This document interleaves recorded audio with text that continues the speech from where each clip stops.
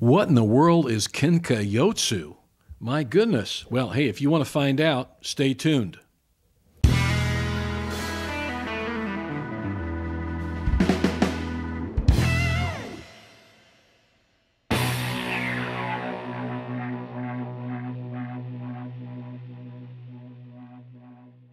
Hi, everybody. Steve Scott here, and welcome to another episode of Freestyle Judo. And in this episode, we're going to look at Kenka Yotsu. Kenka Yotsu, and that's the opposite of Ai-Yotsu. If you don't know what those phrases mean, you will after watching this show. And if you do know what they mean, you will agree with me that Kenka Yotsu is facing somebody off in an opposite stance, opposite side stance. Much like in boxing, like a southpaw boxer, a southpaw, he leads with his right hand instead of his left. And it's not a normal stance, and he's opposing someone who is, of the opposite stance. So they're opposite stances facing each other. The opposite of that, the different concept of that is Ai-Yotsu, or opponents facing each other in the same type of stance, the same direction, a righty versus a righty. So a Kenka Yotsu might be a righty versus a lefty, and Ai-Yotsu might be a righty versus a righty. So it's a good way to put it. But we will explore that pretty thoroughly in 4 videos I have lined up here to watch today. But before we do that, I'd like to cover just a couple of topics. The first one is the nomenclature we use in judo, the names of the techniques, and of the many concepts of judo, the theories and activities, the things that go on within the concepts of Kodokan Judo. And so here's some of my thoughts on it. One, Kano was a genius in knowing that we human beings, if we value something, if we place a priority on something, we will give it a name. We will give it a descriptive name often to better explain to others what is going on here, especially in something like judo, where it's they're very intricate, finite movements in some cases, big gross body movements that as well. But what Kano did was the first in Japanese martial arts, to my knowledge certainly, he named things. He gave them specific descriptive names, which is fabulous. That's one of the things that has kept judo flourishing and progressing all these years, that we have a basis of descriptive names, and we've kept that tradition up. We've kept doing that over the years. New things evolved, and so we'll give them a descriptive name, often in Japanese. And the reason we do it in Japanese is much like in medicine or law, they use Latin as their go-to language, a descriptive language. So when in doubt, they would go to the Latin. Well, when in doubt, go to the Japanese, what the Japanese meaning of something is in judo. So I think that's really a smart thing to do because it gives us a basis, a core of commonality there. We can refer to that. Also, Japanese is the international language of judo. I mean, no matter where you go, it's going to be said in Japanese. It's a taiotoshi in one country is a taiotoshi in another country. It's the same thing. So I think that continuity of barrier language, overcoming the barrier of language is a great thing to do. So that's why things are named in Japanese. But don't get too hung up on it. Okay, people get really, really riled up, and I will see this on Facebook or the internet or our YouTube channel. People say, that's not XYZ, or that's not this or that. Okay, well, there's more than one way to apply a technique, and there's more than one variation of that application. So what somebody may say, well, that's not an osotogari, that's an osotogaki, or whatever it may be, whatever your argument is. There's a generic name for it given in judo traditionally, over the years that we all recognize as such, but there may be variations of that. There may be different applications of that. So if someone might say it's a seiyutoshi, or they might call it something else. Okay, so be aware that a lot of techniques blend together, and they start to look a lot alike, and in that case, it might go by several different names. Okay, let's take that I've seen mistakenly this technique called 2 names often.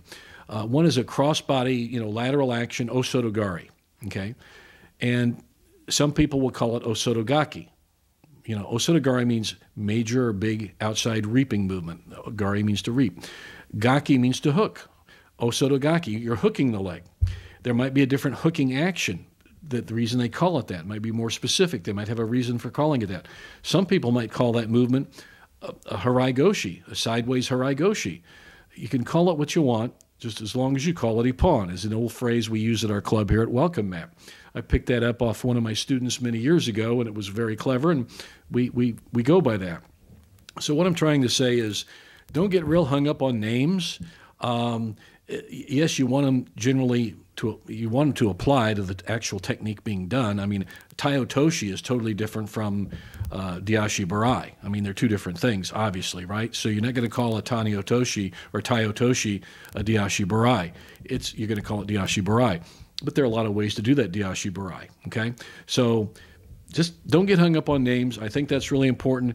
Some people I see on the internet, so they get awful upset if you don't call it specifically what they call it or what their instructor told them it was.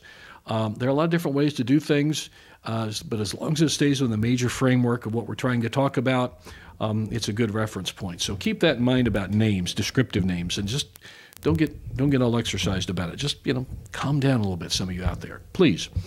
Okay, here's another thing I think is worth mentioning and talking about, and I want to spend a little time doing this before we get to the main body of our videos of what we see, and it is dojo etiquette. Okay, now, there's a kind of a commonality of dojo etiquette in the judo world, certainly.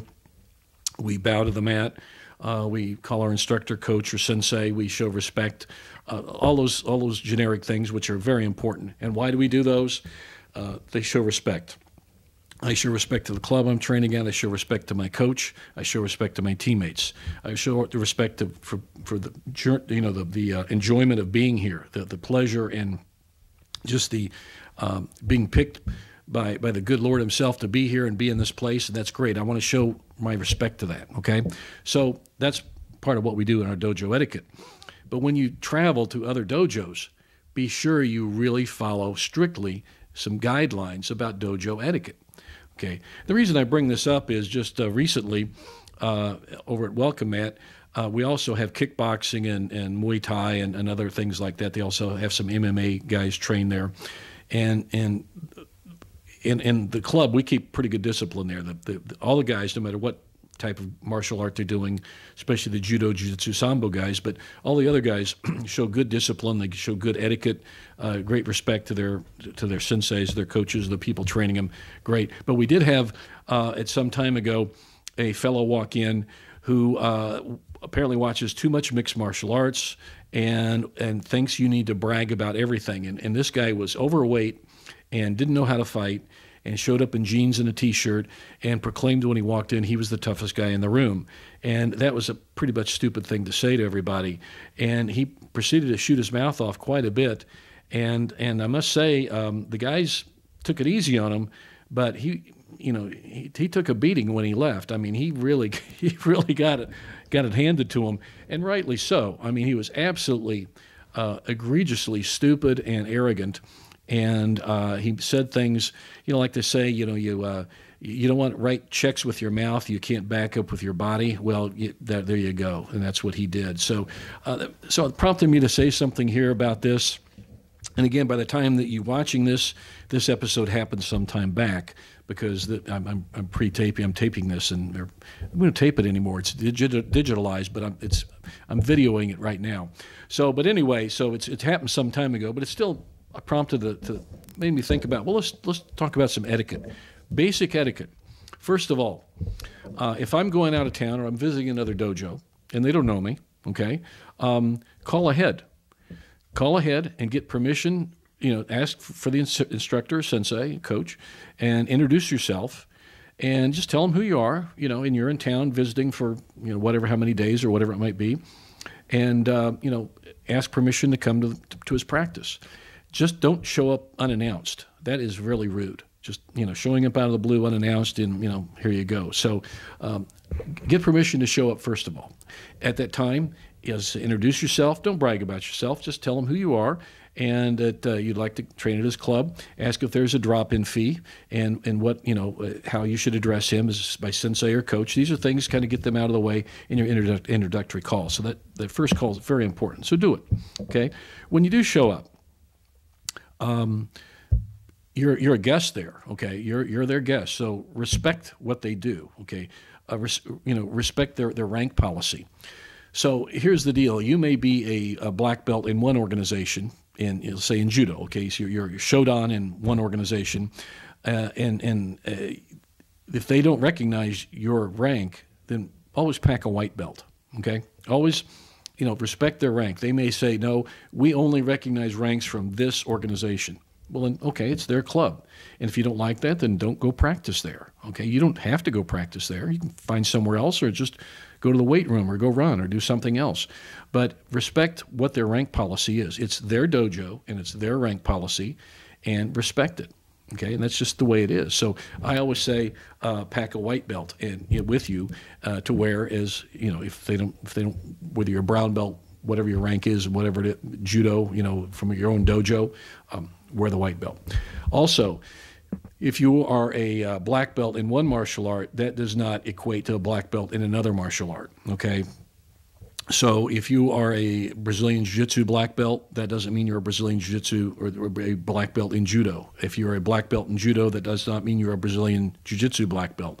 So respect whatever rank they have, okay, that policy they have. So wear an appropriate rank, and if they say, okay, yeah, we'll let you wear your black belt, that's fine. Then okay, wear it. It's up to them. You're their guest, okay? So keep that in mind. Okay, I'm just going by my notes here. Okay, I think I covered that. Listen, bow and be respectful always. I heard a guy say one time, when in doubt, bow to it. Okay, you don't have to be quite that bad, but always remember, bow as you enter the dojo, bow as you talk to the sensei. If a higher ranked person is there, bow to him or her. Bow to the mat as you enter and leave it. Okay, always wear footwear off the mat. We don't want dirty feet walking on their nice clean mat. So these are all things to be respectful about, so please do them. And if you're not doing that, then you should change your habits and do it, because these are things, when I see somebody visiting my dojo, and we get regular visitors, and all of them are respectful. They're very good. They're very nice about it. They always call ahead.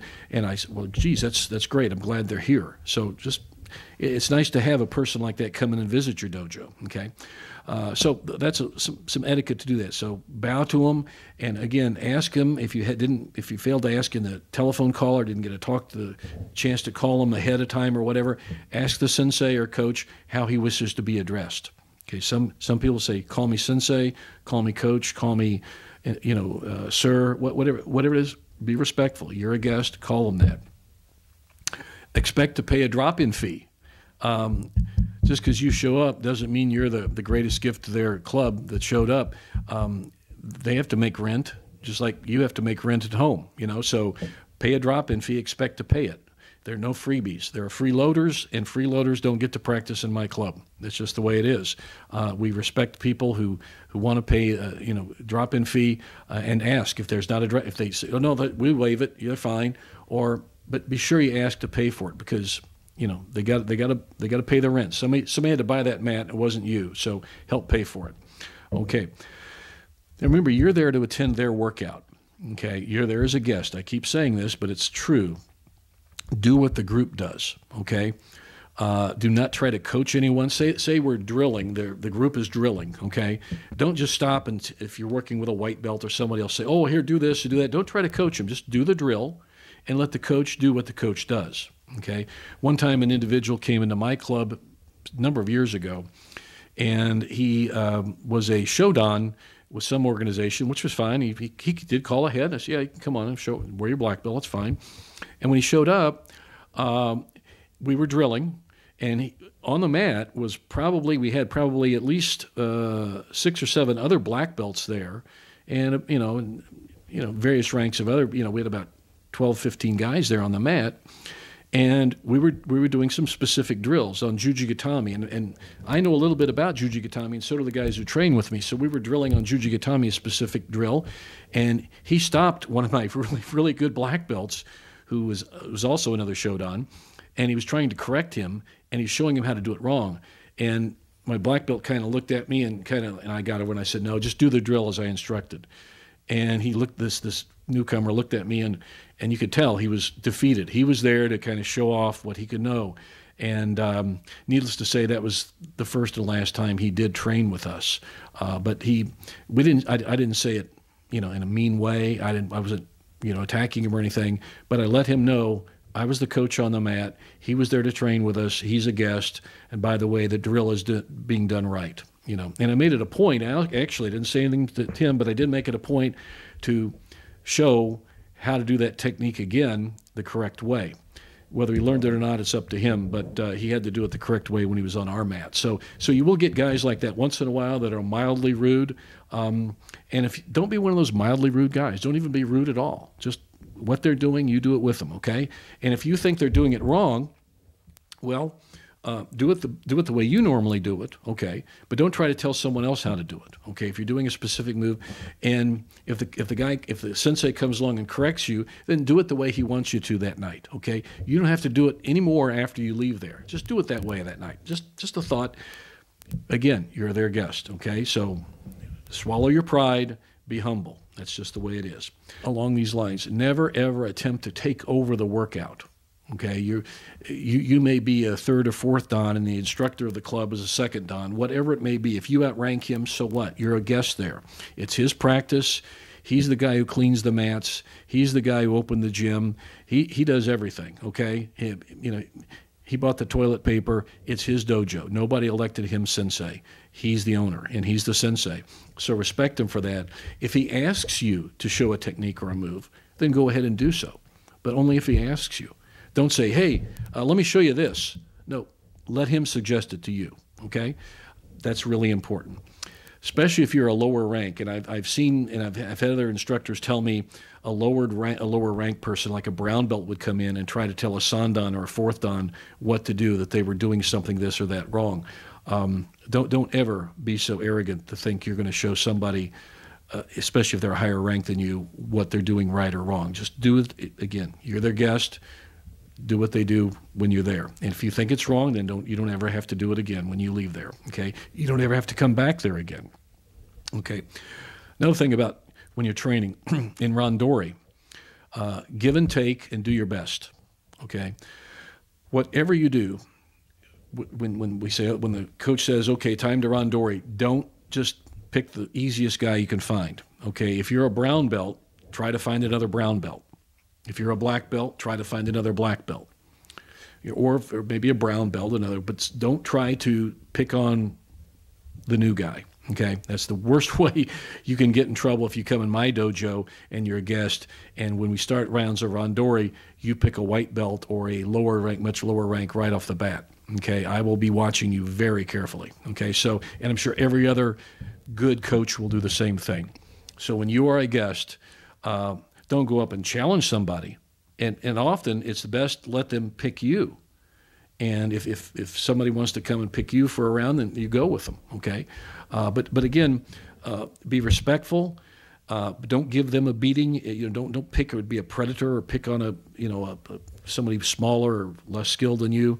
But at the same time, don't let them give you a beating. If they start stepping it up, then you start stepping it up, okay? Don't ever lose your temper.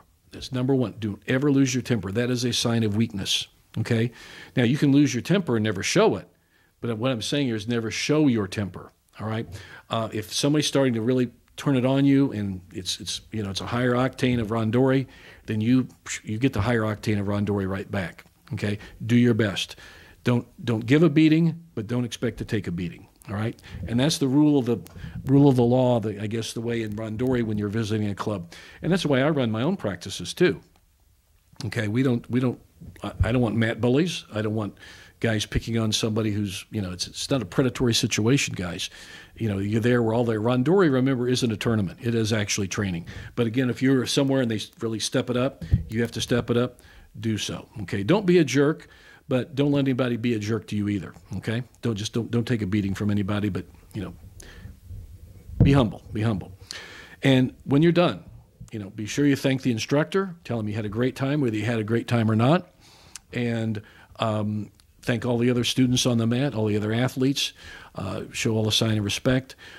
Make sure you leave in good company. Make sure they think well of you when you leave. You know, even if you weren't the toughest guy on the mat or the strongest guy on the mat, they'll say, well, I like that fella. He had a great attitude and he really did his best, and I hope he comes back when he's back in town again. You know, that's the way you want to be thought of when you visit another dojo. So those are some guidelines about visiting another dojo, or when you're a new person in a brand new dojo, you're just starting from, starting whatever it is. Be respectful, be humble, and but also know that you're a guest, and that's really important. So there you go on some etiquette on visiting another dojo or when starting at a new dojo. So there we have that. Let's take a look at opposite stances, opposite sides. Okay, Kenka Yotsu. And that basically means, opposite stance, pretty much what it means. So, again, I'm a righty fighting. I'm leading with my right side, my right foot, my right hip. My opponent's leading with his left side, his left foot, left hip. Okay, that's Kenka Yotsu. When we're both leading with the same side, I'm leading with my right side, right hip, and he's leading with the right side, right hip. Righty versus righty, that's Aiotsu. Aiotsu. It's same side stance is the best way to put it. I'm referring my notes here is what we're going to look at. So the first thing we're going to do, we're going to look at a video. It's about 4.5 minutes on the basics of Kenka Yotsu. Okay, and you see this often. You see Kenka Yotsu often, just like in boxing. You'll see a southpaw versus a regular stance fighter. Wrestling, a lot of times you see this. So it comes up in just about any grappling or fighting sport. There's going to be opposite sides against each other. And there's some real considerations you have to look at. Okay, some things to really think about and do if you want to be effective in forcing your will on an opponent who is fighting from a different stance. So anyway, this first video is about 4.5 minutes long and is the basics of Kenka Yotsu. So here we go.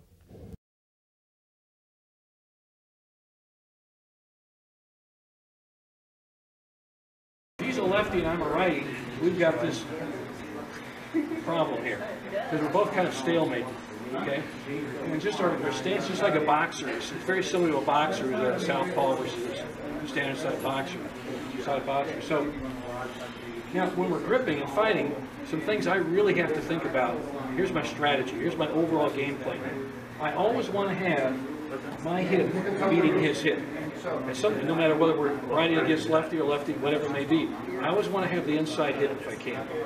And if I'm a righty against the lefty, and he'll do the same thing. We want to, part of our game when we're gripping, we want to make sure I'm the guy in front of him. Just slightly. So when I slide in for my throw, my hip's in position to throw. Or if I want to fake forward, I can come back. Okay. Now a lot of people will say, well, try to have the inside foot, and that's really good advice. If I have an inside foot on him, then I most often will have my hip inside of him, but not always. He might be really leading with his hip quite a bit. Don't get not quite that exaggeration, but see, there he is. Now I may have the inside foot, but he's got the inside hip. So if I come in, he can bop me and he can shift back and throw me backwards, and I'm in trouble. So you got to beat his hips. So if you're a righty versus a lefty, this is where it's really acute. It's a major thing you've got to think about. So when we're fighting, and then we also will always try to get the inside grip, but it's not always possible. So as long as I've got the inside hip, I don't necessarily always have the inside grip on the lapel of the jacket. Okay? I might have a grip out here, and he's dominated the grip in here, but as long as my hips are inside. And the reason is, I've seen a lot of guys start with like an Uchimata, they'll come in, they'll step in like this, and I'll come in and still catch the guy as long as he's got the inside hip. He still may offer a good block. So that's a huge consideration when you're righty versus lefty. A lot of people think about it's just how we grip up here, righty versus lefty, and there are some things we'll talk about. But this is the key thing, okay? If I get the inside hip, okay? And also in position, when we're moving, we're not just want to be standing. It's always a fluid moving position. I always want to say, if he starts to move the outside, I'm always going to move the inside of it. Okay. Now I may have to kick him back to get him where I want him, but there I am. I always want to stay like my old friend Harry Parker said, lead with your hips. And this is where you really good advice, lead with the hips. So, okay, so we've got the hip, established that, we've got that. Okay, now, if I can, I'm going to get the inside grip, okay? I want to try to control the near shoulder, what I call killing the near shoulder. If I can do that, I probably am going to dominate him in the gripping and maybe get a throw, most likely will. So when we're fighting here, I want to try to get the inside shoulder, or dominate the shoulder, control the shoulder. I might not always get the inside grip. I may have to try it here and get a grip and still trap down here. And I'm killing his shoulder this way. So what I want to do is control his near shoulder. So you want to kill the near shoulder, because I want to negate this. He wants to be square and strong, and I want to crush his shoulders where he's no longer square and strong. And when he sees that, he'll square back up and give me the opportunity to catch an oach or something else, cross body, could be anything. So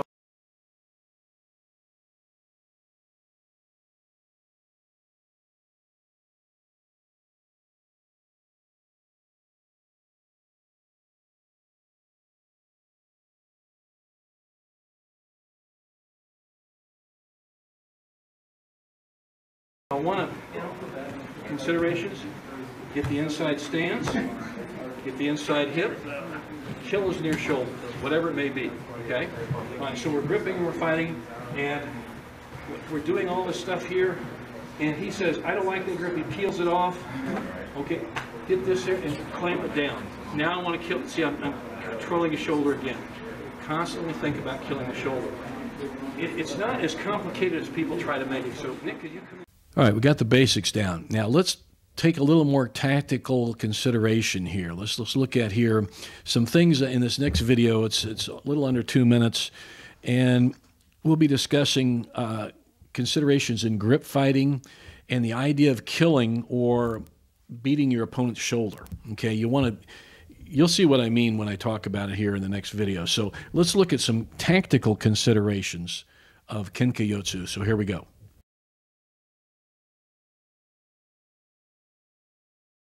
So Nick's a righty, Derek's a lefty.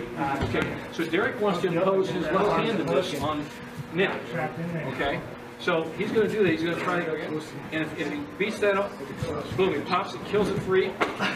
See what he did? He regripped to pull the shoulder down. He was killing the shoulder. Let's look how he did that. It's a great move. So he killed that. Now, look at this, right hand here, what did that do? Pop down, see it broke the shoulder. Didn't really break it, but it broke the posture of the shoulder. Now he's got what he wants.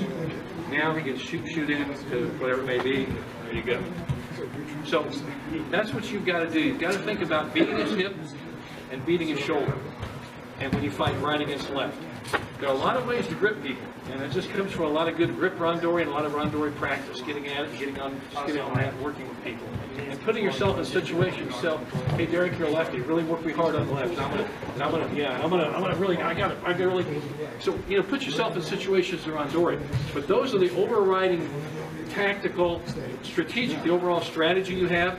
But apply them. The tactics is what's the strategy applied on the battlefield. On the mat, and the tactics, so apply those key things. Try to keep the inside hip, or the inside foot, try the inside hip. Now also, I don't want to be just sticking out here and grabbing the same, because he'll foot sweep me. Well, there I go. So be sure when you're doing this, you're balanced well. See, I pull here, trying to kill his shoulder, get the inside foot. Now, as he starts to pull away, I got my inside hip. I can come in Kouchi, I can come in Uchimata, whatever it may be, but I want to get the inside hip, and I want to kill his near shoulder. Okay? All right, and again, you want to control his body, you want to control his movement, you want to break his posture, and a good way to do that is to, as I call it, break his posture or bend his shoulder, break his shoulder, not really break his shoulder like hurt him, but break the upright posture here you have in his shoulder, crunch it down so now he's at a disadvantage. So that's one way of looking at it, but that's really important. And along the lines of gripping, this next video is just a little over a minute, but we're going to be discussing on just getting one hand, if you only have one hand on your opponent. And that comes up often in Kenka Yotsu, okay? We always try to get two hands on our opponent so we can control them better and throwing and attacking them and taking them, transitioning the mat or whatever. But sometimes you just have to have one hand on them. So we're going to discuss that in this next video about getting one hand on them and then creating the movement as you, the direction you want them to go. So you'll see what we talk about. So here we go on the third video on just getting one hand on them.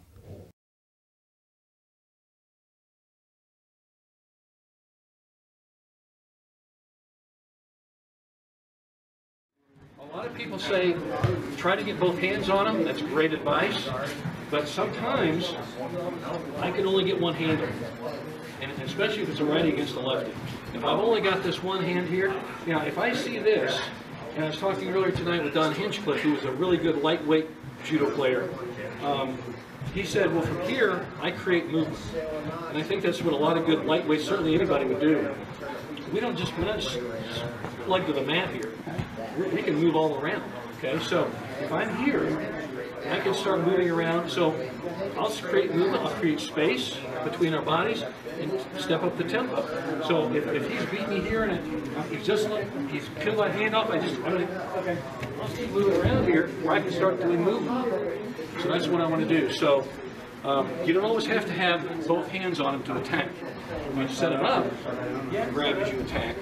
But okay, now there's so many considerations on Kenka Yotsu.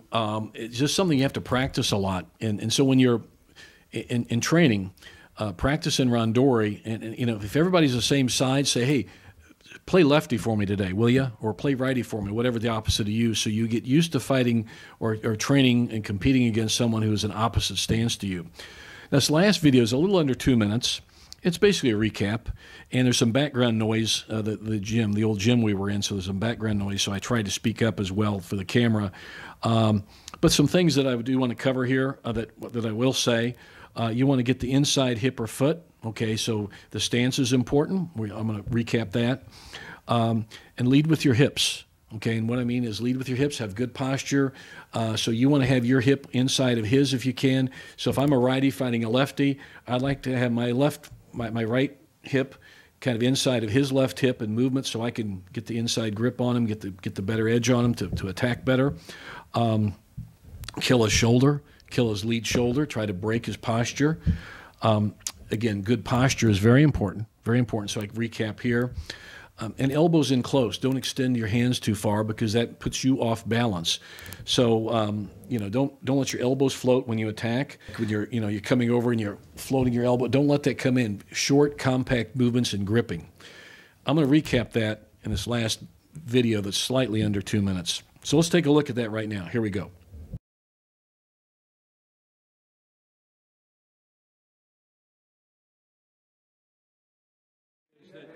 My overall tactical approach when I'm fighting a guy, I always want to have the inside hip. I always want to have the hip inside of his. In other words, I want to beat him at the hip. As my old friend Harry Parker often said, lead with your hips. And that's what we'll do. Often, coaches will say, get the inside foot against an opponent.